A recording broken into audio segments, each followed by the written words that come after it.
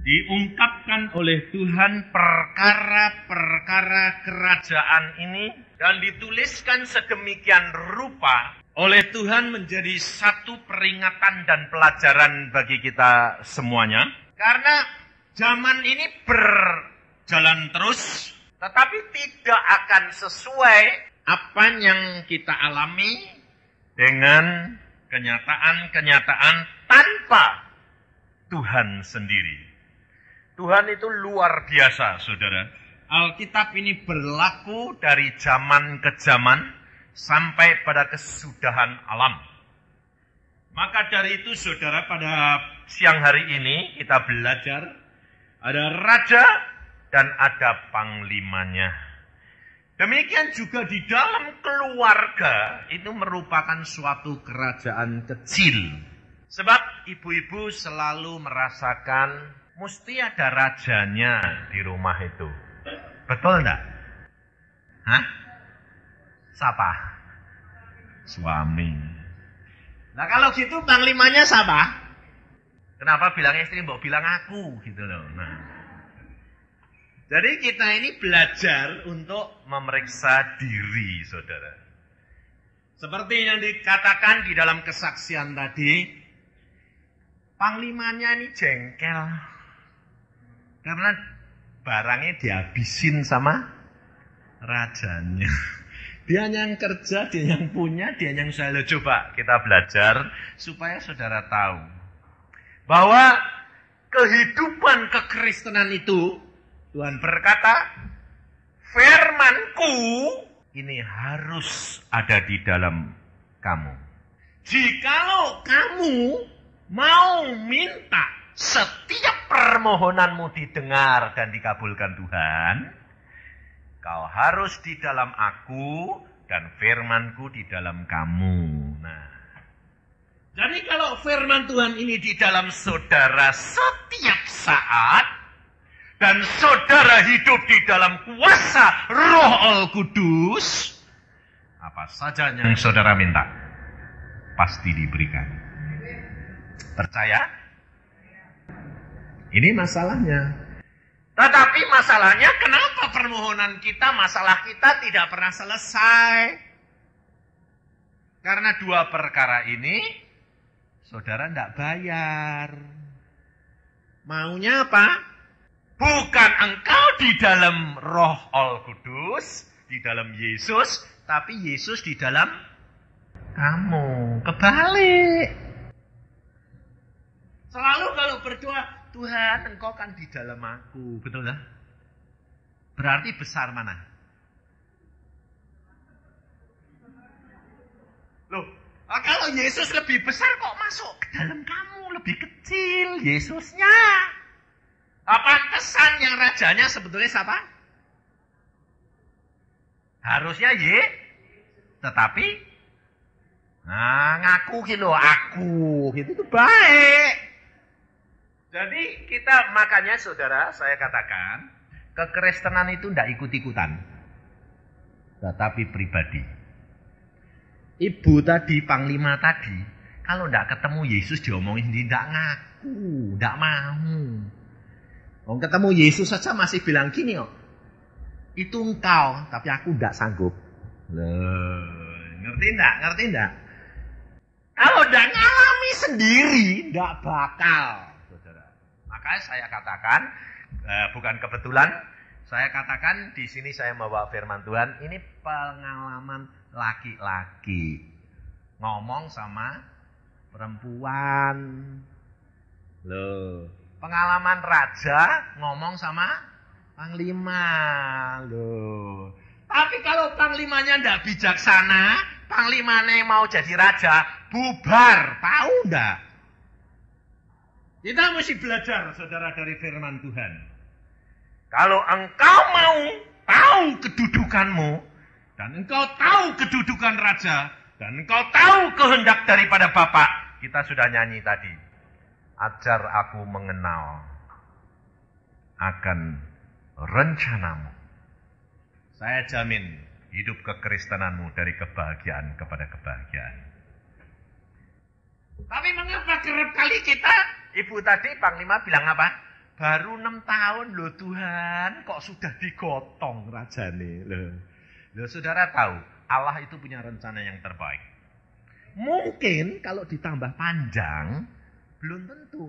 Penyakitnya angot lagi bisa loh. Loh, siapa bilang enggak bisa?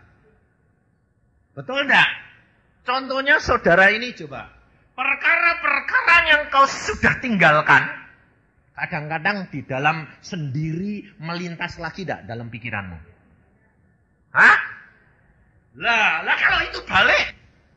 Apa yang jadinya? Bubar semuanya. Nah Tuhan lebih tahu.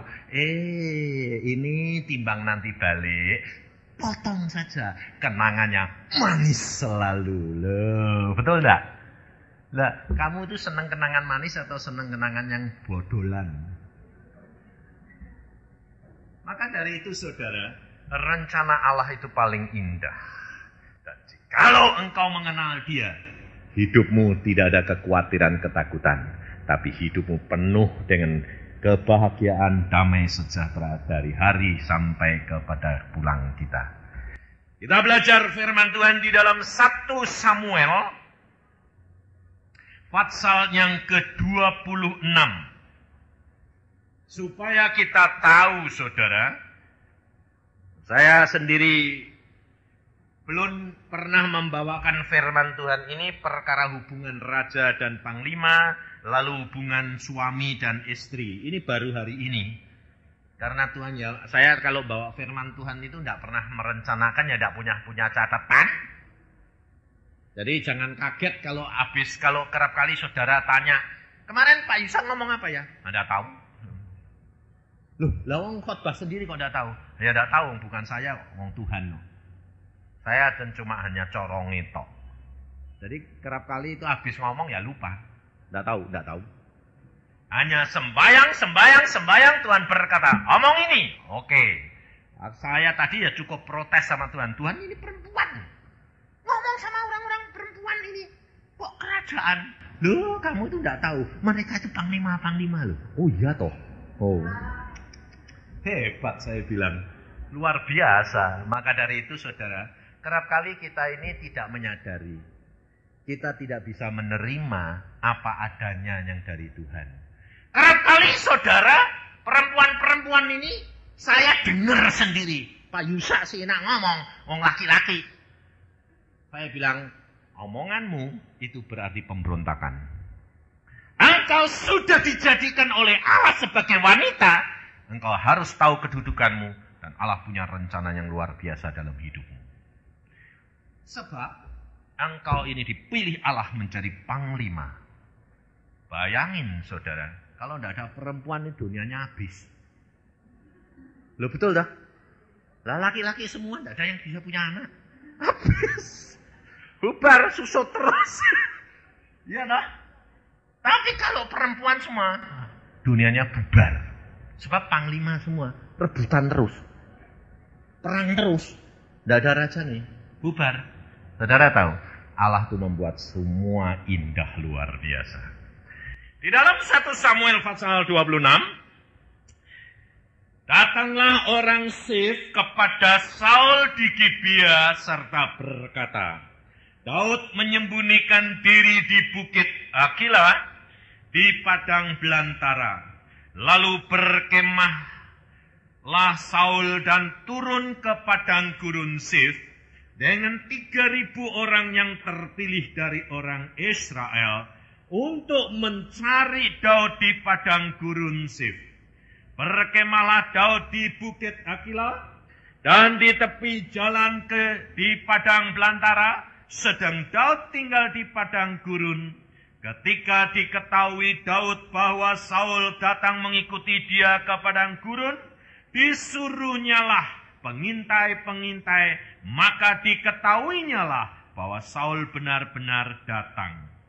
Berkemah setelah Daud lalu sampai ke tempat Saul berkemah.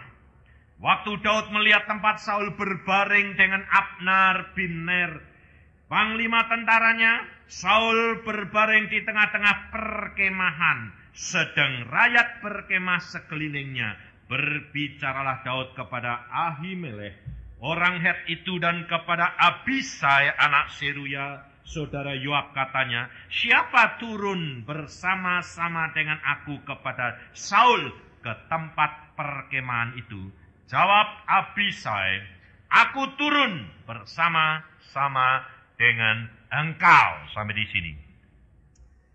Kita tahu semuanya, saudara, bahwa pada waktu Daud diambil oleh Saul dari seorang gembala domba, lalu Daud memerangi Goliat dan dia setelah itu menjadi panglima Saul. Saul menjadi raja, Daud menjadi panglimanya. Kemana saja Daud berperang, mesti mendapatkan kemenangan. Dan kita perhatikan di dalam 1 Samuel, pasal yang ke-18, ayat yang ke-7, dan perempuan-perempuan menari-nari, menyanyi, berbalas-balasan katanya, Saul mengalahkan beribu-ribu musuh, tetapi Daud berlaksa-laksa. Saudara, Daud dipuji-puji oleh masyarakat. Disebabkan karena Daud itu seorang panglima. Dan pada zaman dulu kalau kerajaan itu pergi perang, rajanya ikut perang. Zaman sekarang presidennya, rajanya enak-enak. Maka dari itu Alkitab ini adalah satu pelajaran yang berjalan sampai kepada akhir zaman. Zaman sekarang kerajaan rajanya enak-enak. Tapi zaman dulu rajanya dan panglimanya harus perang. Keluarga kita, hidup kekeluargaan kita adalah satu kerajaan kecil. Dan bapaknya pergi bekerja. Ibunya pun sebagai seorang panglima. Menghadapi kenyataan hidup ini bersama-sama. Bahkan kadang-kadang panglima ini harus pergi menghadapi sendiri. Terutama di dalam rumah tangga, coba perhatiin. Kira-kira kalau yang datang itu tukang pajak yang diajuin siapa? Kalau ada sumbangan-sumbangan yang suruh maju siapa? Panglima nih, no? Kenapa? Bapaknya bilang apa? Nanti kalau ketemu aku, malah aku nanti mintanya banyak. Kalau sama kamu kan sungkan. Betul enggak? Lalu, ini kenyataan, ibu-ibu ini lebih pintar dari bapaknya enggak? Hah? Betul. Sebab kalau kamu tidak lebih perkasa, kamu tidak diangkat jadi panglima. Saudara tahu? Tapi panglima-panglima ini kerap kali sombong. Coba kalau udah aku. Ya dah. Aku yang punya, kok dihabisin? Ya dah. Saudara tahu? Kadang-kadang saudara ini, panglima-panglima ini kalau ngomong sama anaknya bilang apa? Apa itu papahmu? Ayo, mulutmu ini loh. Ya toh, betul enggak? Pernah enggak ibu-ibu yang pernah ngomong begitu enggak sama anaknya? Bertobat. Sebab dengan omonganmu itu, kau akan dituntut setan. Tahu enggak? Karena apa? Karena setan ini seperti singa yang menunggu dan penuduh di hadapan Allah. Maka keluarga-keluarga Kristen kenapa? Hidupnya selalu goncang. Karena tidak menyadari setiap perkataannya dituntut setan. Saudara tahu? Saudara menjadi orang Kristen harus baca Alkitab. Dan firman Tuhan ini selalu menguasai engkau. Dan engkau dipimpin Roh Kudus. Setiap perkataanmu akan jadi.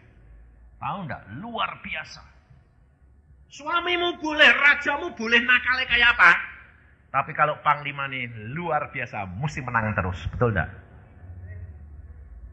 Tapi kalau panglima ini sudah mulai ngekup raja nih, kerajaan kocar-kacir, rakyatnya menderita. Saudara tahu? Belajar dari firman Tuhan. Daud menjadi seorang panglima Saul, dan karena dia berhasil, diiri.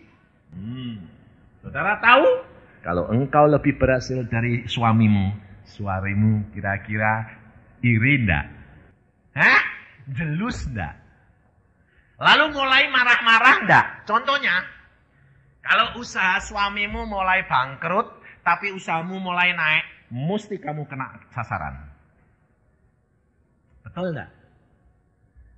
Banyak toh? Suami-suami yang marah-marah, enggak ada juntrungannya toh.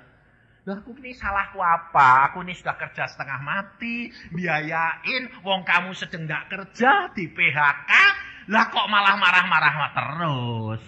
Saudara itu harus tahu, marah-marahnya itu sebab apa? Iri. Merasa kedudukannya direndahkan, diturunkan. Lah kalau engkau panglimane tidak mau ninggihkan, lah ya kamu terus toh yang kena. Akhirnya bilang, cerai saja. Lu kok cerai? Rakyatmu menderita, anakmu keleleran. Saudara tahu? Apa kamu kira enak apa? Anak tidak punya bapak. Asal pergi sekolah, mana papamu? Nangis. Kenapa? Nah bapaknya tidak ada. Diusir mboke. Maka dari itu saudara, ini kenyataan. Saya punya kenalan, dokter lagi. Pada waktu saya pergi ke rumah dia dan melayani, Tuhan berkata kepada saya, akar pahit. Saya bilang, akar pahit apa Tuhan? Istrinya ini pahit hatinya. Langsung saya masuk ke rumah dia, saya berkata ketemu, saya letakkan koper saya langsung bilang, akar pahit. Lah ini istri kan kaget. Ini Pak Yusa ini edan, tapi kok tahu-tahu akar pahit. Lah saya itu cuma dengar gitu ya, saya terusin terus masa bodoh. Duduk, saya bilang, saya mau ngomong. Tuhan mau ngomong, saya bilang, saya cuma sebagai perantara. Cepat bertobat kalau engkau mau dipakai Tuhan dan engkau mau menjadi kemuliaan nama Dia. Kamu selalu pahit hatimu terhadap suamimu. Keluar barusan. Karena ternyata habis marah sama suaminya. Kenapa? Karena dia dihina sama suaminya. Ternyata timbul semua kepahitan luka yang lama. Sebab dia sebetulnya lebih pintar dari suaminya. Suaminya dokter, spesialis, dan dia sebetulnya juga dokter. Yang pada waktu sekolah, itu yang nentir suaminya itu dia. Tetapi sudah sampai mau titel dokternya diambil, sudah semi-art. Suaminya bilang, kamu tidak usah nerusin.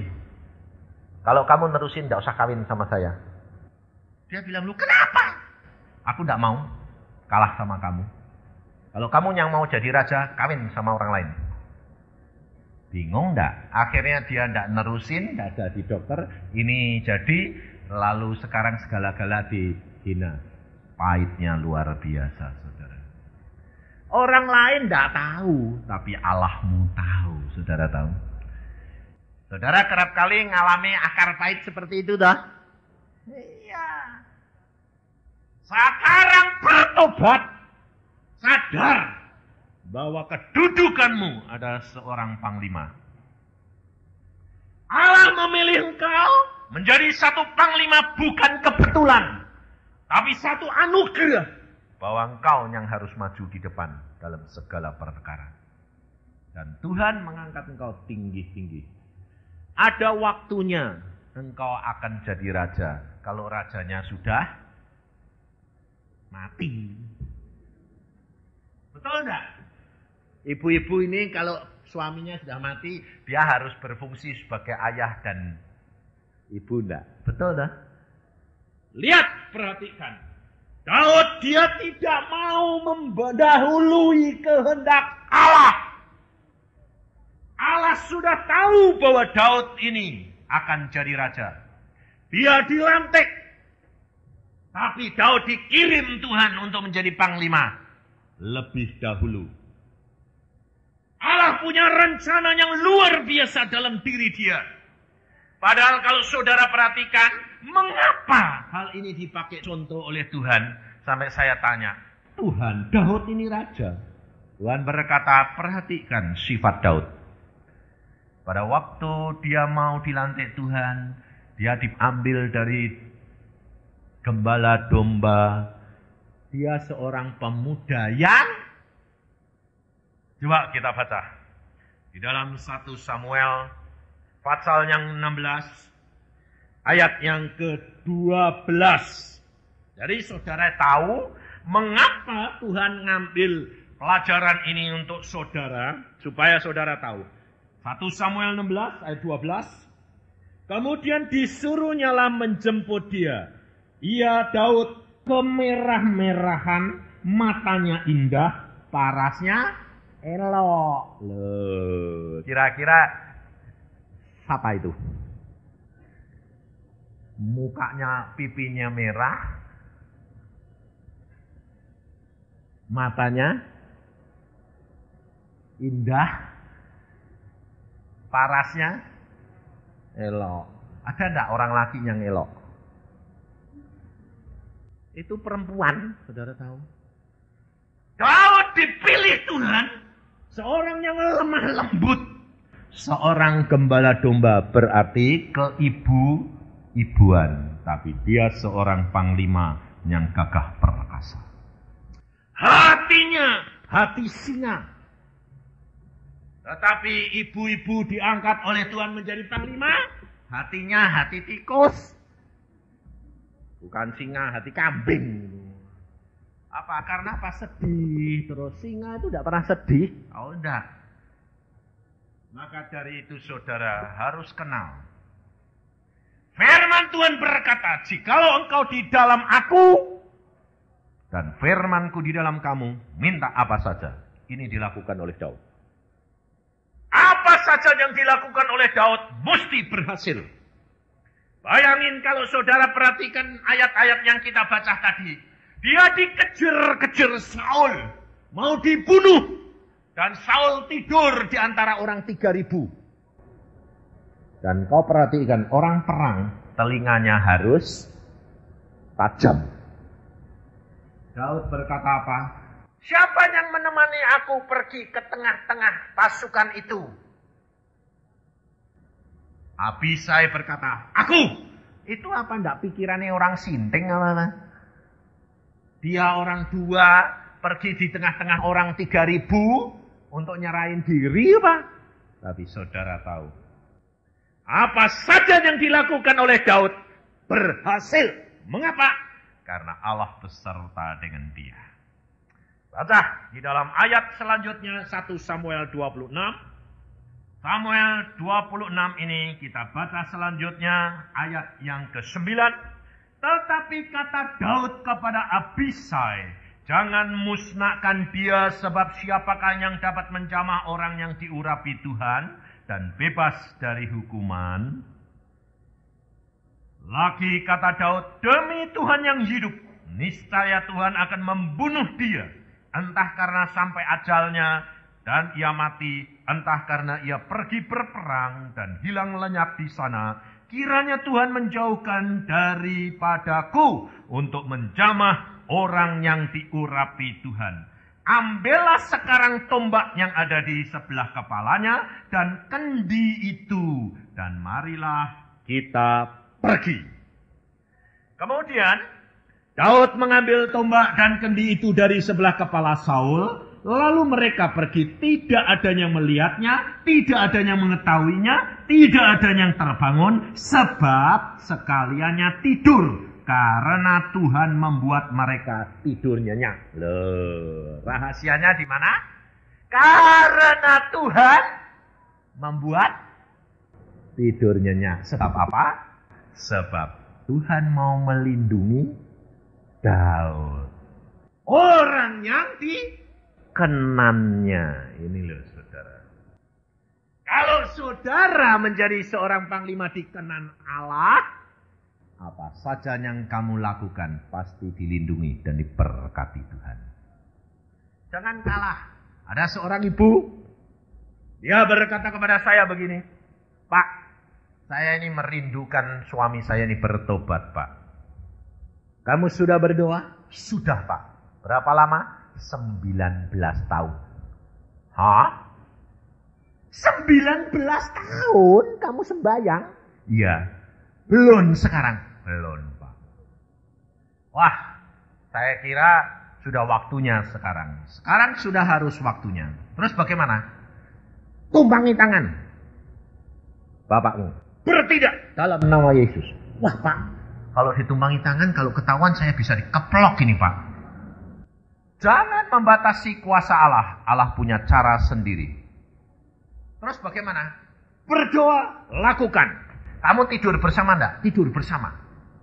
Nah, kan tidur bersamanya kan nempel loh. Ya enggak usah ditumpangi tangan dulu. Tangannya aja tempel. Mosok tangannya ditarik. Oh, kesenggol dada saya, Pak. Baju bisa enggak? Oh, bisa kalau baju Oke. Tapi kamu percaya enggak bahwa Allah akan mengatur sehingga dia mau kamu tumpangi tangan? Bisa, Pak, bisa. Percaya, katakan. Tuhan, aku percaya, aku mau bertindak, atur waktunya sampai suamiku aku jamah dan dia bertobat. Apa terjadi? Tuhan itu luar biasa, gak masuk akal. Suaminya satu saat ini minta apa? Minta dicabuti ubane sama istri, dan selamanya ya belum pernah. Sampai dia itu kaget-kaget. Apa-apa, tolong cabuti ubanku. Dia pikir, beneran tak jamah sekarang kue kepalamu. Lah kan dia yang minta sendiri toh. Enggak salah toh. Wah ya gini, Pak. Wah beneran, tumpangi tangan jamah dicabuti. Dalam nama Yesus tak cabut.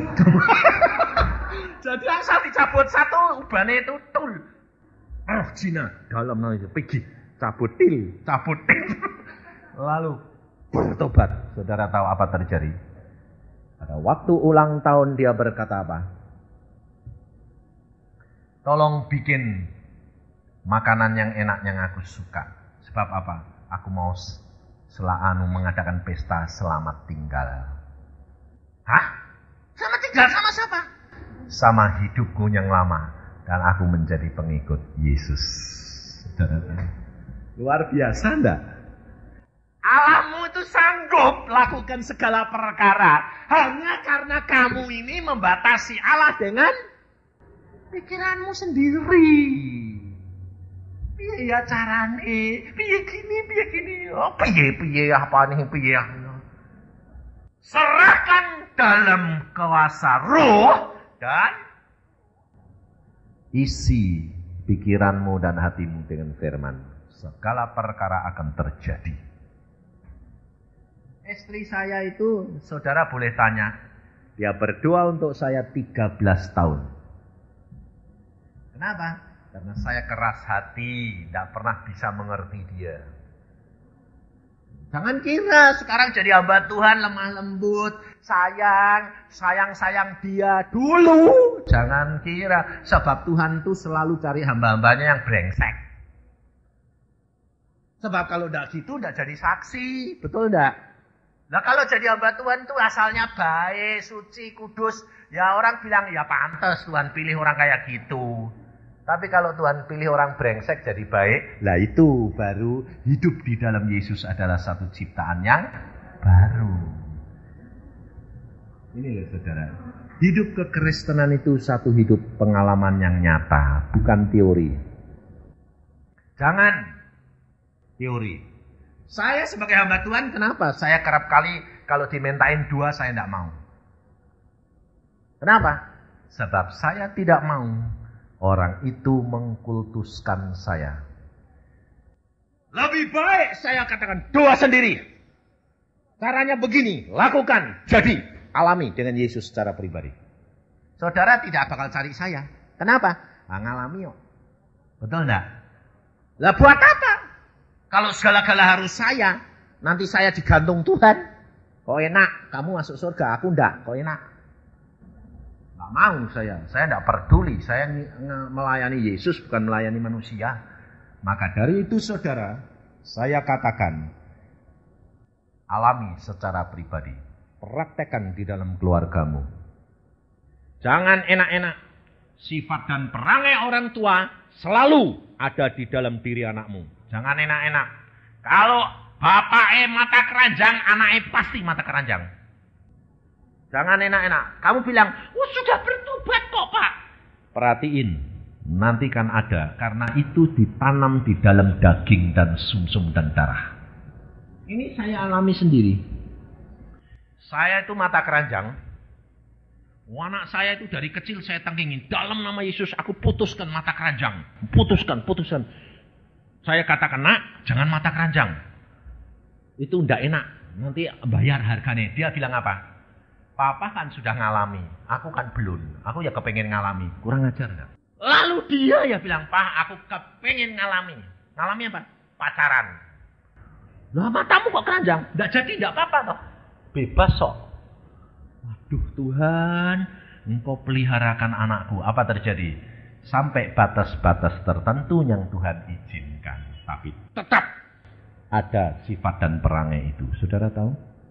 Maka dari itu kalau engkau jadi panglima, tidak didik rakyatmu dan anggota keluargamu, hati-hati kamu nanti akan susah sendiri menghadapi mereka. Dan anak-anak itu harus dididik dengan kekerasan, dengan pukulan boleh 8 tahun ke bawah. Setelah 8 tahun jangan dipukul, diberikan pengertian. Engkau akan memetik buahnya luar biasa. Dan jangan sembunyikan terhadap anak. Kerap kali orang tua bilang apa? Terutama orang Tionghoa ini. Kalau ngomong sama bapak ibunya, anak-anak pici, tidak boleh dengar. Saudara, itu berbahaya. Akhirnya anak-anak itu menjadi menduga-duga, mengira-ngira, dan akhirnya dia jatuh di dalam dosa. Belajar terbuka di hadapan keluarga. Karena Tuhan sudah berkata, engkau dan saya ini seperti pelita di atas bukit. Tidak bisa menyembunyikan diri. Saudara tahu? Harus terbuka. Berikan pengertian. Hidup dalam kesucian dan kekudusan. Jadi berkat, jadi contoh untuk keluargamu. Maka anak-anakmu akan dapat mengerti keadaan orang tuanya. Saya didik mulai kecil. Hidup di dalam Yesus. Keterbukaan. Apa saja yang papa alami, kamu boleh lihat. Dan berkat Tuhan mengubahkan dia menjadi baru. Luar biasa. Maka dari itu saudara, engkau akan memetik buahnya kalau engkau tidak mulai sekarang. Terlambat. Kita sudah menjadi anak-anak Tuhan yang terpilih. Mempunyai hak untuk melakukan segala perkara. Karena Yesus sudah berkata, kalau engkau di dalam aku dan firmanku di dalam kamu, minta apa saja. Anakmu tuh mulai tumpangin tangan. Ajak berdoa. Baca Alkitab. Maka engkau akan melihat kemuliaan Allah. Luar biasa. Anak-anak saya sekarang saya tidak pernah susah-susah. Kenapa? Di dalam segala perkara dia bicara sendiri dengan Tuhan. Ada apa-apa, bahkan kadang-kadang bapaknya dilapor ke Tuhan. Lalu Tuhan tegur saya. Tuhan berkata, engkau, anakmu itu loh lebih baik 10 kali daripada kamu. Tahu enggak? Jangan kamu lihat sekarang. Pada waktu kamu di SMA dulu coba. Mahasiswa dulu coba. Tiap perempuan bawa gonceng ke. Ini anakmu kan enggak loh. Sampai saya bilang, oh iya iya. Ya baik dia ya Tuhan. Saya bilang. Kita harus menyadari saudara. Bahwa kita itu harus menanam buah-buah yang berkenan di hati Allah. Di dalam ayat ini dikatakan. Daud dilindungi oleh Allah. Dan Daud tidak mau membunuh Saul. Tidak mau mengambil hak itu sebelum waktunya. Saudara, jadi seorang panglima jangan mengambil hak raja sebelum waktunya Tuhan. Kau harus mengucap syukur kalau engkau diambil Tuhan menjadi panglima. Engkau menjadi pembantu. Engkau menjadi memproduksi anak. Itu anugerah Allah. Mendidik, memelihara. Itu anugerah Allah. Dan semuanya ini tergantung daripada ibu. Rumah tanggamu, makmur atau tidak, sebetulnya kuncinya di tempat panglima. Saudara tahu. Ini kenyataan. Dan raja itu hanya dia maju untuk mengambil jarahan. Kalau engkau dikhianati, seperti Daud, panglimanya dikhianati Saul, jangan membela diri. Tunggu sampai Allah membela engkau. Sampai apa yang dikatakan oleh Saul, dengar di dalam ayat yang ke-21. Lalu berkatalah Saul, aku telah berbuat dosa, pulanglah anakku Daud, sebab aku tidak akan berbuat jahat lagi kepadamu, karena nyawaku pada hari ini berharga di matamu. Sesungguhnya perbuatanku itu bodoh dan aku sesat sama sekali. Pada satu saat suami-suami akan bertobat karena dia disentuh oleh Roh Kudus, tapi jangan dari mulutmu. Saudara kerap kali mendahului Tuhan, tidak sabar menanti. Daud untuk menantikan kedudukan raja, dia tunggu 13 tahun. Dan Allah memilih dia menjadi nenek moyang Tuhan Yesus. Karena apa? Karena dia mengagungkan Tuhan. Tidak mendahului Tuhan. Tidak membunuh Saul. Tidak merampas kedudukan Saul. Biarpun dia sudah diberi hak menjadi raja. Karena itu sabar, rendah hati, lembut, mengagungkan dan mendahulukan Tuhan, itu yang menyebabkan pilihan Allah jatuh ke atas diri Daud. Saudara perhatikan, engkau adalah panglima di dalam keluargamu.